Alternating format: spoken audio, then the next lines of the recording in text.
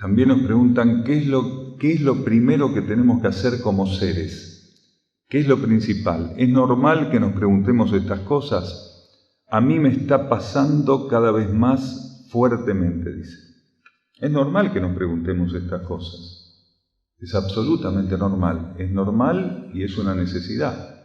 Si no nos preguntamos esto en algún momento de nuestra evolución, hay como un aspecto que no vamos a transitar, quedamos como en un punto muerto. Preguntarnos esto es estar removiéndonos de una posición que ya tiene que ser trascendida.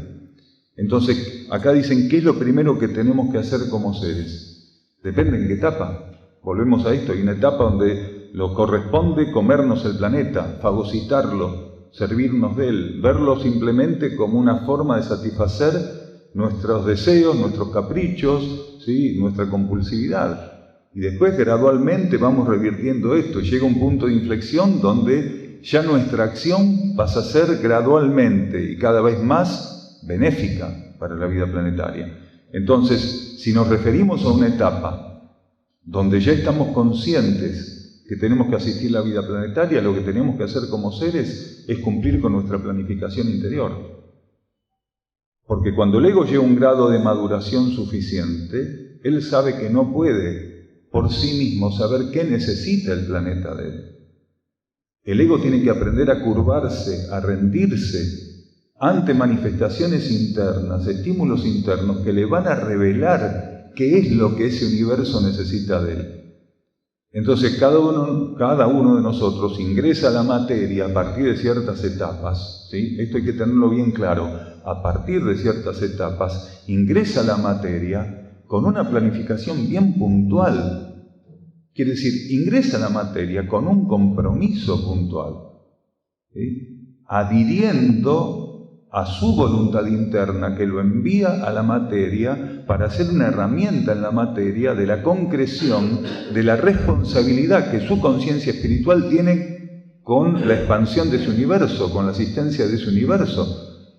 Entonces, si estamos en esa etapa, tenemos que aprender a concretar nuestra planificación interna, que es lo que le comprometimos a este universo planetario como aporte cuando estuviéramos presentes en la materia, quiere decir, cuando estuviéramos reencarnados. Entonces, todo ser que ya tiene un grado de conciencia suficiente, una expansión de conciencia suficiente, está en la materia para cumplir con ese compromiso, con lo que él comprometió antes de encarnar. Entonces, pasa a ser interesante para ese ser tener que confirmar que la trascendencia de la influencia de la fuerza de la materia en su conciencia es un hecho suficientemente consumado.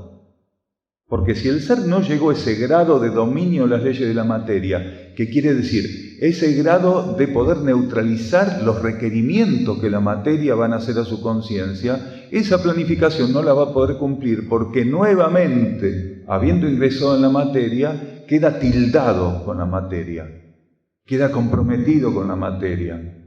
Existe una ley que se llama ley de olvido, que es una complementaria, ¿sí? Una subsidiaria de la ley de karma. La ley de karma tiene una cantidad de leyes subsidiarias para operar. La ley de olvido es una de las leyes que colabora con la ley de karma como parte del entrenamiento de la conciencia en el dominio de las leyes de la materia.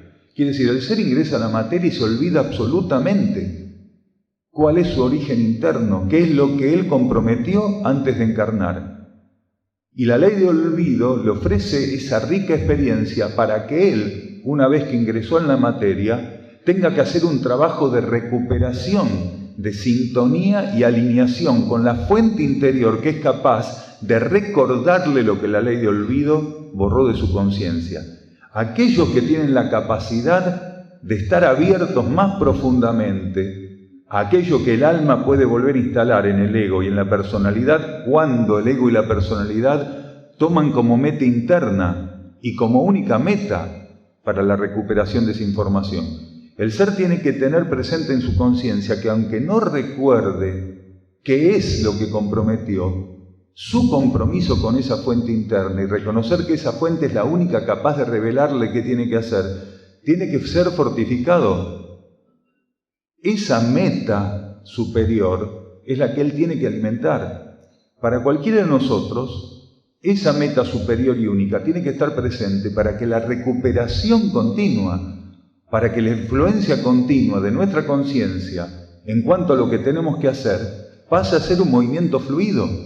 Para muchísimas personas que estarían en condiciones de hacer esto, ¿sí?, no está aconteciendo, quiere decir, quedan ajenas de esta posibilidad porque la influencia con la materia las pone en jaque. Entonces nosotros tenemos que estar muy atentos para que este proceso, ¿sí?, llegue a buen término y que recuperar esta información sea la principal herramienta para concretar nuestro servicio. Cuando esto se puede llegar a concretar, el ser vive un proceso que podríamos llamar iniciático. Alguien preguntaba acá por las primeras iniciaciones, ¿sí?, que son el dominio del campo de la materia concreta, el dominio de las leyes emocionales o astrales y el dominio también de las leyes mentales planetarias. Esas son las primeras iniciaciones. Y los seres, a medida que van avanzando en el proceso de dominio de estas leyes, tanto mentales, emocionales como físicas, van siendo preparados por un acercamiento con aspectos iniciáticos más profundos, que involucran la comunión de la conciencia con aspectos de la cosmicidad planetaria puntuales, de la cosmicidad solar o sistémica también puntuales, y de la relación que el ser empieza a tener ya en iniciaciones superiores y más avanzadas con la vida cósmica en general. Entonces, lo primero que un ser tiene que hacer en relación a este proceso de qué es lo que tiene que hacer en la materia es recuperar, ¿sí?, e implantar en su consciente su planificación interior. Y para esto él tiene que tener una aspiración y una vocación muy profunda de conocer lo que está dentro de él. Si no tiene esa verdadera vocación despierta, es muy difícil recuperar esa información. Pues la vocación espiritual es lo único que nos permite, ¿sí?, tener orientada la conciencia en el conocimiento de la fuente interior. Porque si no tenemos vocación por conocer esa fuente interna, ¿cómo vamos a estar abiertos para recibir información de esa fuente?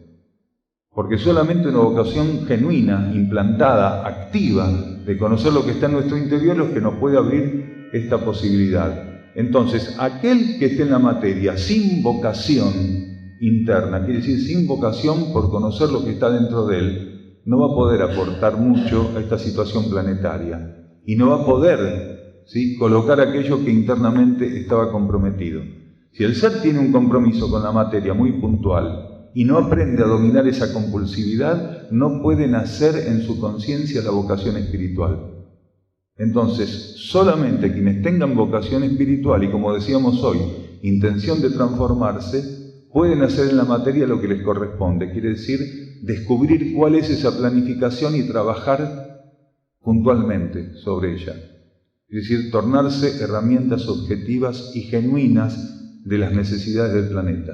Sí.